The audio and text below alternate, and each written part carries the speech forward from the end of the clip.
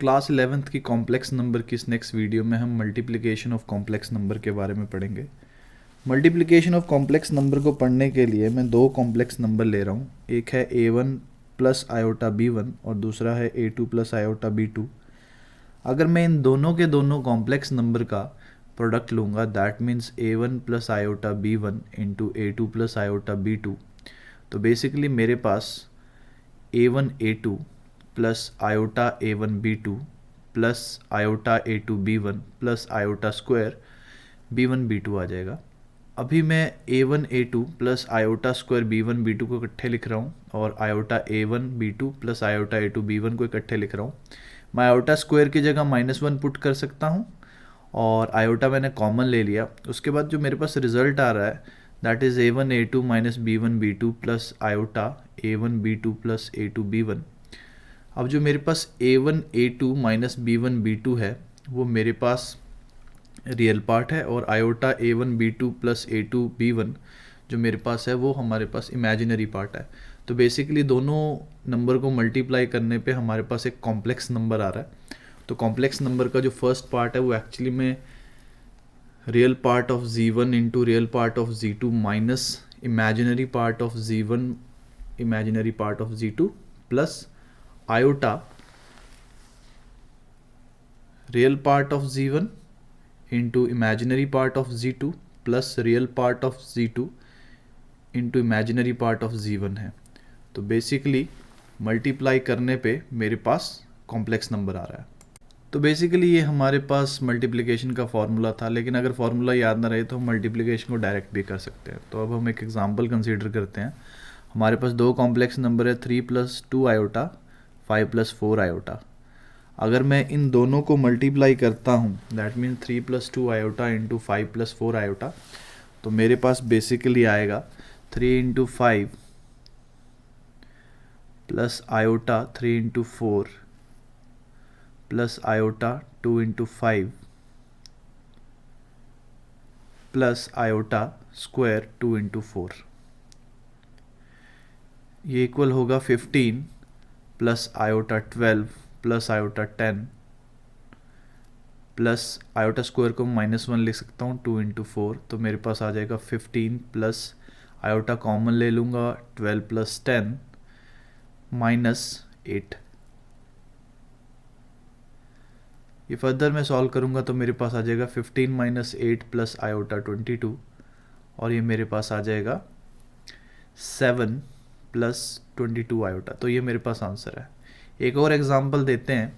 मेरे पास जो दो कॉम्प्लेक्स नंबर हैं वो है -2 प्लस 3 आयोटा और दूसरा कॉम्प्लेक्स नंबर है 7 माइनस 5 आयोटा।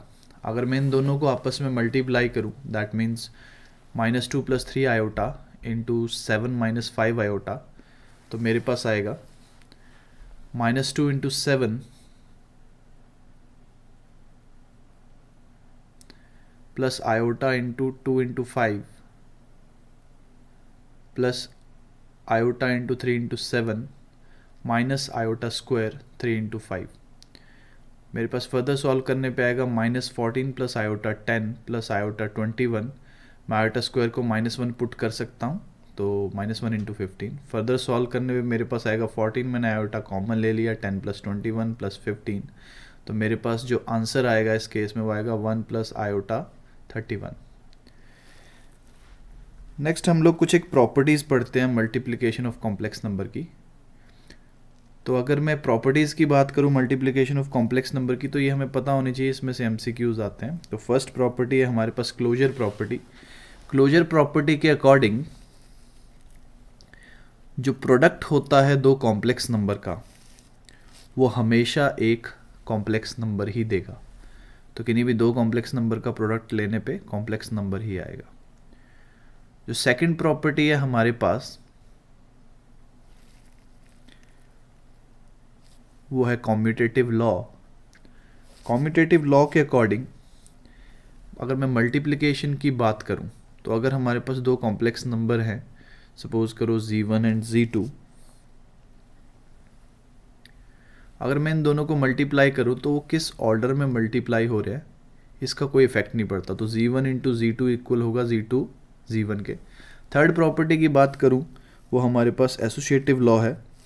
एसोसिएटिव लॉ के अकॉर्डिंग अगर हमारे पास कोई भी तीन कॉम्प्लेक्स नंबर है, लेट्स से हमारे पास तीन कॉम्प्लेक्स नंबर हैं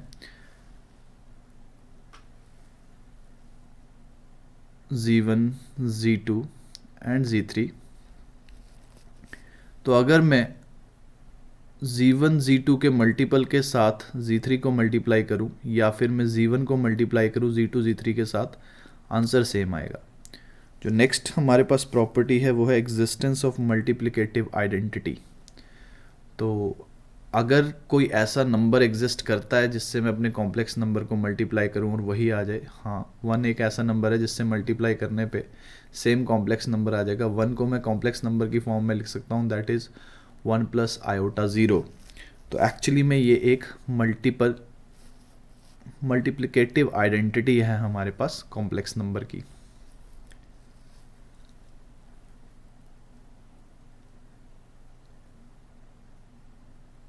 जो नेक्स्ट प्रॉपर्टी है हमारे पास वो है एग्जिस्टेंस ऑफ मल्टीप्लिकेटिव इन्वर्स। तो एग्जिस्टेंस ऑफ मल्टीप्लिकेटिव इन्वर्स में हमें हमारे कॉम्प्लेक्स नंबर का इन्वर्स निकालना है, दैट इज़ z⁻⁻1। तो जो मल्टीप्लिकेटिव इन्वर्स होता है उसको ऐसे रिप्रेजेंट करते हैं, z⁻⁻1 वो होगा 1/z। तो सपोज़ करो हमारा कॉम्प्लेक्स नंबर था a + i/b। अब क्योंकि डिनोमिनेटर में आयोटा आ गया तो मैं इसको रैशनलाइज करूँगा। रैशनलाइज करने के लिए मैंने इसको मल्टीप्लाई और डिवाइड कर दिया a - i/b से।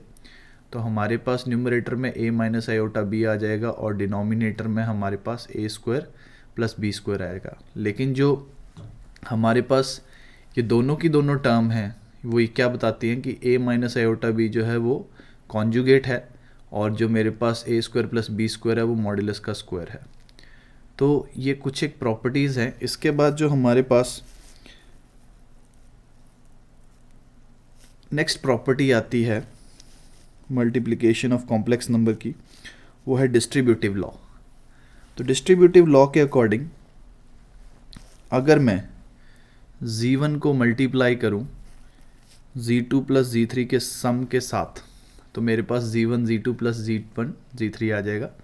और वहीं पर अगर मैं Z1, Z2 के सम के साथ Z3 को मल्टीप्लाई करूंगा तो ये Z1, Z3 + Z2, Z3 हो जाएगा।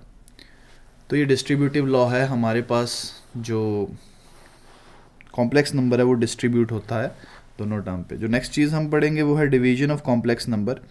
डिवीजन ऑफ कॉम्प्लेक्स नंबर में एक चीज़ का ध्यान रखना है, डिनोमिनेटर में ज़ीरो नहीं आना चाहिए। तो अगर मेरे पास दो कॉम्प्लेक्स नंबर है Z1 और Z2, तो Z2 अगर ज़ीरो के इक्वल नहीं है तो मैं क्या लिख सकता हूँ इसको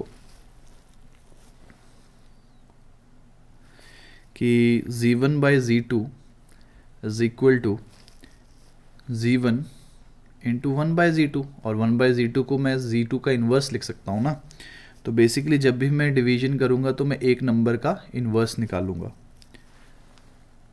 तो एग्जांपल लेते हैं, सपोज़ मेरे पास दो कॉम्प्लेक्स नंबर हैं, एक है 6 + 3 आयोटा और दूसरा कॉम्प्लेक्स नंबर है मेरे पास 3 - आयोटा।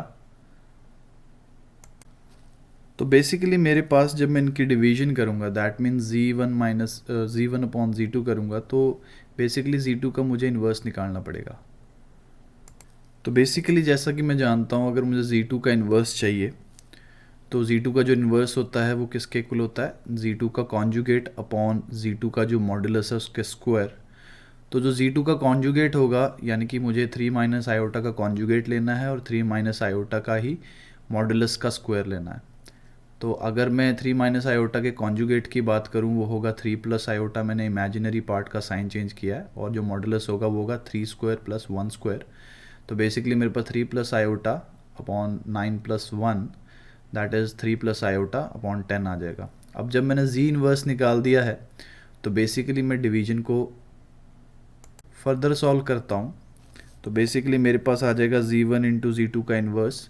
तो Z1 की जो वैल्यू है यानी कॉम्प्लेक्स नंबर की वैल्यू है वो 6 + 3 आयोटा इंटू 3 + आयोटा/10। जब मैं 6 + 3 आयोटा और 3 + आयोटा को मल्टीप्लाई करूँगा तो मेरे पास जो आएगी टर्म वो है 15 + 15 आयोटा डिवाइडेड बाय 10। मैं यहाँ से 15 कॉमन ले लूँगा और मेरे पास 15 डिवाइडेड बाई 10, और मैं 15 और 10 को डिवाइड करूँगा तो मेरे को 3/2 1 प्लस आयोटा बचेगा। तो ये मेरे पास डिवीजन का आंसर है। नेक्स्ट कुछ एक आइडेंटिटीज़ के बारे में पढ़ते हैं कॉम्प्लेक्स नंबर की। तो अगर मैं आइडेंटिटीज़ की बात करूँ तो सिंपल अलजेब्रिक आइडेंटिटीज़ जो हैं वो ये इनमें भी लगा सकते हैं हम लोग। तो बेसिकली जैसे a प्लस बी का होल स्क्वायर हमारे पास होता था a square plus B square plus 2ab, तो वैसे मैं कॉम्प्लेक्स नंबर को लिख सकता हूँ। वैसे a माइनस बी का होल स्क्वायर हमारे पास होता था a square plus B square minus 2ab, मैं वैसे भी लिख सकता हूँ कॉम्प्लेक्स नंबर को। मेरे पास a square minus B square होता था a plus B a minus B, मैं वैसे ही कॉम्प्लेक्स नंबर को लिख सकता हूँ। a प्लस बी का होल क्यूब जो है उसको मैं a cube plus B cube plus 3ab bracket में a प्लस बी, तो सेम मैं कॉम्प्लेक्स नंबर के साथ परफॉर्म कर सकता हूँ। जो मेरे पास a माइनस बी का होल क्यूब था दैट वाज अपना a cube minus B cube minus 3ab a minus B. तो ऐसे मैं आइडेंटिटीज़ को पुट कर सकता हूँ। जो आने वाली नेक्स्ट वीडियो होगी उसमें हम लोग एक्सरसाइज 5.1 को डिटेल में करेंगे।